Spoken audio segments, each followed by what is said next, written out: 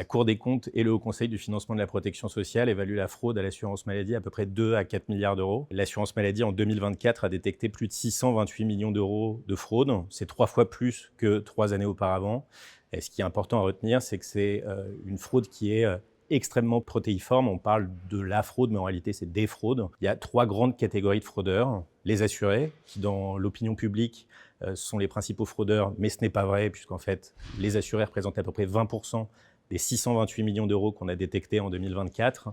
70% des montants sont des fraudes qui sont commises par des professionnels de santé. Les fraudes, c'est essentiellement des actes fictifs. Donc, c'est des fausses déclarations, des actes qui nous sont facturés plus cher que ce qu'ils ont réellement coûté, ou des actes qui n'ont simplement pas été réalisés. Ce qu'on observe ces derniers mois, ces dernières années, c'est une évolution des fraudes en bande organisée, avec une forte augmentation des fraudes, notamment de centres de santé, du trafic de médicaments et aussi des fraudes organisées via les réseaux sociaux et donc pour lesquelles on est hautement mobilisé avec du déploiement de ressources nouvelles, qu'elles soient informatiques ou humaines, avec des pouvoirs d'enquête judiciaire, des expérimentations en matière de data et d'intelligence artificielle.